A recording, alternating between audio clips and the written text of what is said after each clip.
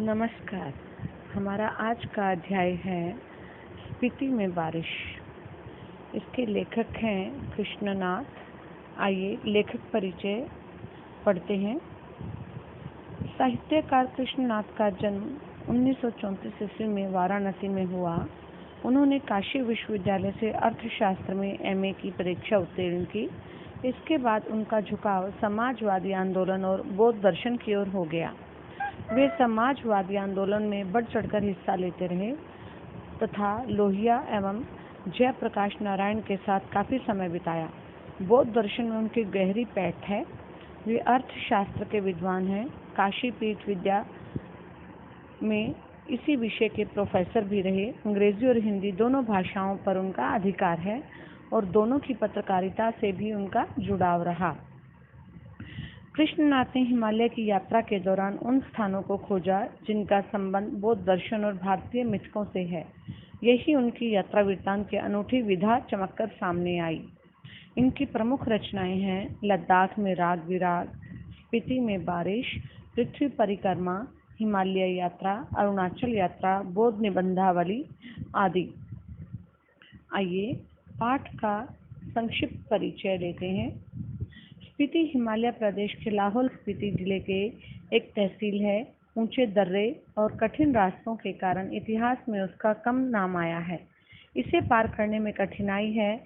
अब wireless set से संचार में सुविधा हुई है। यह केलंग और काजा के बीच खड़कता रहता है। बगावत का खतरा बना रहता है। यहाँ वसंत भी 170 मील आना जाना कठिन है। सर्दियों में जाना तो बिल्कुल कठिन ही है। साम्राज्यों के टूटने पर यह स्वतंत्र रही। राजाओं के हर कार्य के आने जाने में ही वसंत बीत जाता था। कभी कभी जोरावर सिंह जैसा लुटेरा भी यहाँ आता था, जिसके डर से लोग घर से भाग गए थे। स्पीति की जनसंख्या लाहौल से भी कम है। 1901 में यहाँ की जनसंख्या 3231 थी, जबकि 1971 में यह जनसंख्या 7196 थी। 1971 की जनसंख्या में लाहौल स्पीति का संयुक्त क्षेत्रफल 12,015 वर्ग मीटर बताया गया था। इस तरह स्पीति की जनसंख्या प्रति वर्ग 4 से भी कम है। लाहौल स्पीति का प्रशासन ब्रिटिश राज से भारत को जैसे तैसे मिला। अंग्रेजों को यह 1846 ईस्वी में कश्मीर के राजा गुलाब सिंह से मिला था।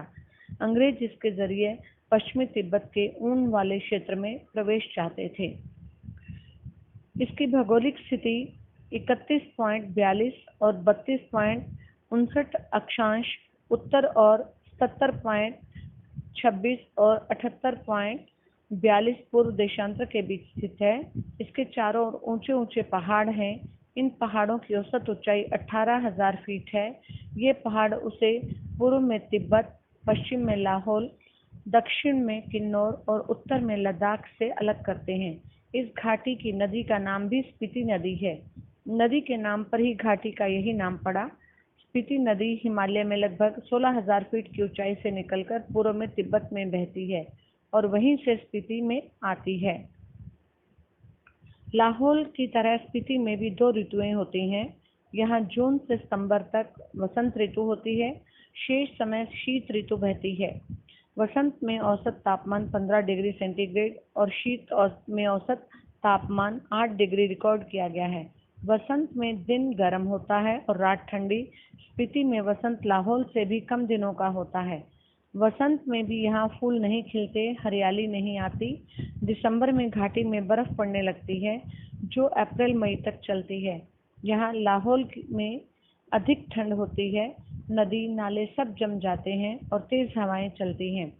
स्पीति में लाहौल से भी कम वर्षा होती है। मध्य हिमालय मानसून की पहुंच से परे है। यहाँ पावस नहीं पहुंचता। स्पीति में साल में केवल एक फसल होती है। यहाँ की मुख्य फसलें हैं जौ, गेहूं, मटर और सरसों।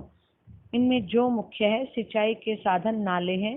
स्पीति नदी का तट इतना चौड़ा है कि इसका पानी किसी काम में नहीं आ पाता। यहाँ ऊंचाई, वायुमंडल के दबाव में कमी, ठंड में अधिकता, वर्षा की कमी के कारण पेड़ नहीं होते। स्पीति विशेषकर नंगी और वीरान है। वर्षा यहाँ एक सुखद संयोग है। तेज हवा का झोंका मुंह हाथ को छीलता है। लेखक के आने पर वर्षा का आना यहाँ के लोगों को शुभ प्रतीत होता है। स्पीति में बहुत दिनों के बाद वर्षा हुई। ये था हमारा अध्याय और ये यहीं पर समाप्त होता है। उम्मीद आपको समझ आया होगा। धन्यवाद।